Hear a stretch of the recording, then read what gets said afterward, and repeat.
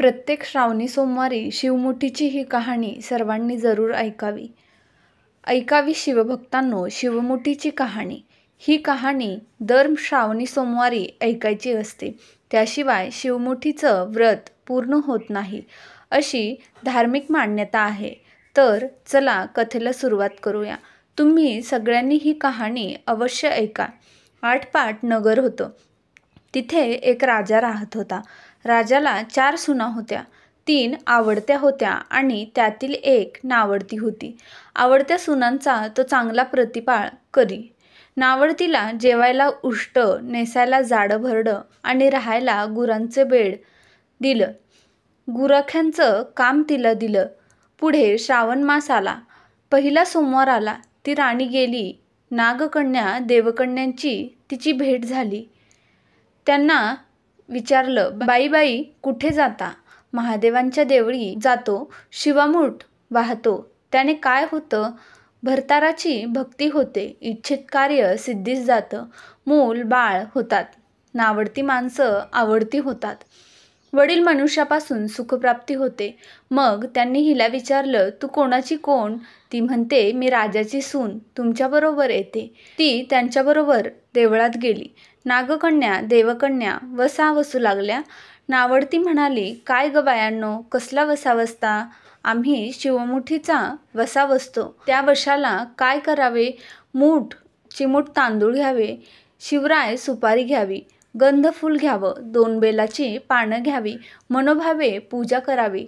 हाती तांदूळ घ्यावे आणि तोंडाने शिवा शिवा महादेवा, माझी शिवामूठ ईश्वरा देवा, सासू सासऱ्या दिराभावा, ननंदा जावा, भरतारा नावडती आहे ती आवडती कर रे देवा, असं म्हणत तांदूळ वाहावेत. संध्याकाळपर्यंत उपवास करावा.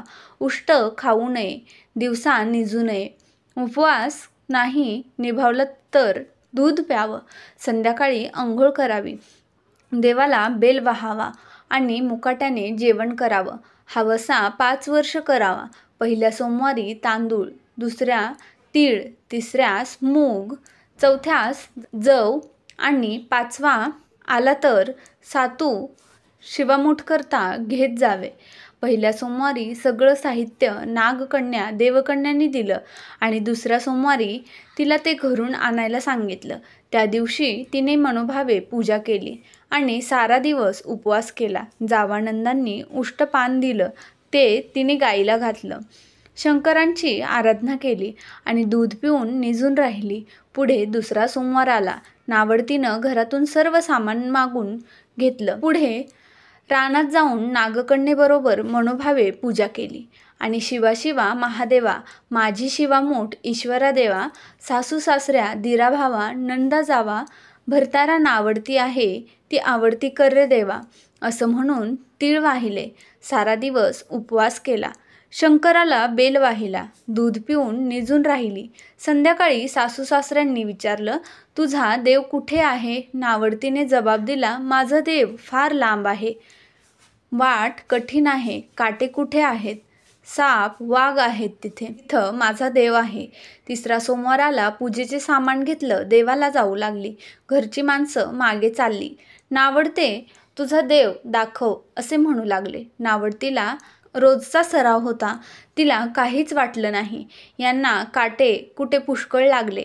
नावडतीची दया आली. आजपर्यंत रानात कशी येत असेल कोण जाणे. नावडतीला चिंता पडली. देवाची प्रार्थना केली. देवाला तिची करुणा आली. नागकन्या देवकन्या यासह वर्तमान देऊळ सुवर्णाचं झालं. रत्नजडिताचे खांब झाले. हंड्या झुंबर लागली. स्वयंभू महादेवाची पिंडी झाली. सगळ्यांनी देवाचे दर्शन घेतलं. नावडती पूजा करू लागली. गंध फूल वाहू लागली.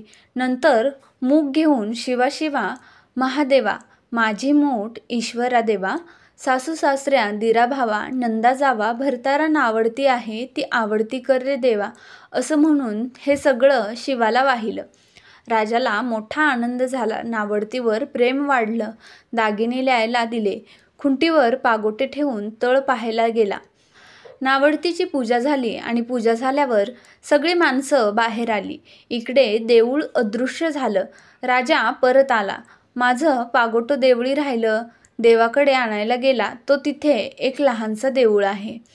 तिथे एक पिंडी आहे. वर आपण केलेली पूजा आहे. जवळ खुंटीवर पागोटा आहे.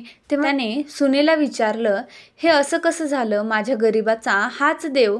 मी देवाची प्रार्थना केली, त्यांना तुम्हाला दर्शन दिलं. सुनेमुळे देव भेटला म्हणून तिला पालखीत घालून घरी आणलं. नावडती होती ती आवडती झाली. जसा तिला शंकर प्रसन्न झाला तसं तुम्हा आम्हालाही हो. ही 60 उत्तरांची कहाणी 5 उत्तरी सुफळ संपूर्ण.